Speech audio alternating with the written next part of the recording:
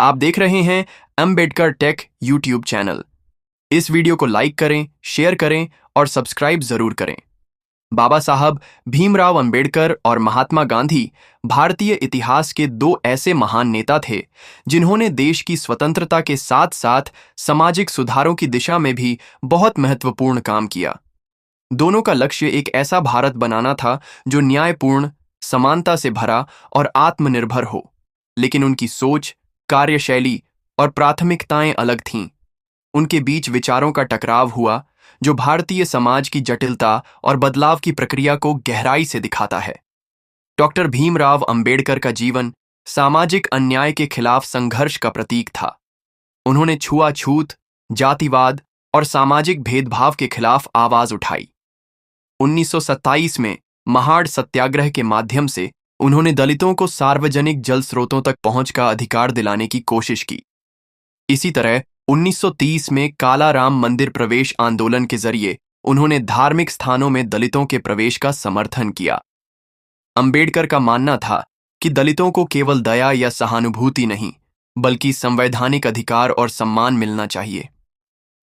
उन्होंने 1956 में लाखों अनुयायियों के साथ बौद्ध धर्म अपनाया, जो उनके विचारों में एक बड़ा बदलाव था। भारतीय संविधान निर्माण में उनकी भूमिका बहुत महत्वपूर्ण थी, जहां उन्होंने समता, स्वतंत्रता, भाईचारे और धर्मनिरपेक्षता जैसे सिद्धांतों को प्रमुख स्थान दिया। वहीं महात्मा गांधी का दृष्टिकोण सत्य, अहिंसा और आत्मशुद्धि पर आधारित था। उन्होंने भारत को स्वतंत्र कराने के लिए जन आंदोलनों का मार्ग अपनाया, जैसे चंपारण सत्याग्रह 1917, असहयोग आंदोलन 1920, दांडी यात्रा 1930 और भारत छोड़ो आंदोलन 1942। गांधी ने दलितों को हरिजन कहकर सम्मान देने की कोशिश की और समाज में उनके प्रति दृष्टिकोण बदलने के लिए प्रेरित किया। उन्होंने हरिजन सेवक संघ की स्थापना की और मंदिरों में दलितों के प्रवेश का समर्थन किया, विशेषकर त्रावणकोर मंदिर प्रवेश आंदोलन 1936 के दौरान। लेकिन वे जाति व्यवस्था में सुधार के पक्षधर थे, जबकि अंबेडकर इसे पूरी तरह से नकारते थे। दोनों नेताओं के बीच सबसे बड़ा वैचारिक टकराव 1932 के पुणे समझौते के समय हुआ। ब्रिटिश सरकार ने अंबेडकर के अनुरोध पर दलितों के लिए अलग निर्वाचक मंडल, सेपरेट इलेक्टोरेट, की स्वीकृति दी थी, ताकि वे अपने प्रतिनिधि स्वयं चुन सकें।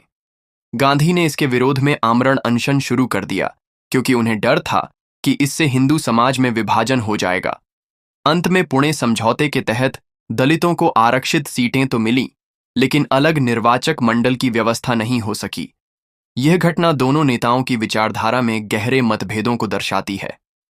गांधी और अंबेडकर भले ही अलग रास्तों पर चले, लेकिन दोनों का उद्देश्य समाज में समानता, न्याय और स्वतंत्रता लाना था। एक ने नैतिक सुधारों के जरिए जन जागरूकता बढ़ाई, तो दूसरे ने संविधान और कानून के जरिए सामाजिक बदलाव की नींव रखी। आज भी भारत की लोकतांत्रिक व्यवस्था और सामाजिक सुधार की दिशा में इन दोनों विचारधाराओं का सह अस्तित्व प्रेरणा का स्रोत है। अगर यह वीडियो आपको पसंद आया हो तो अंबेडकर टेक को सब्सक्राइब जरूर करें। धन्यवाद। जय भीम, जय भारत।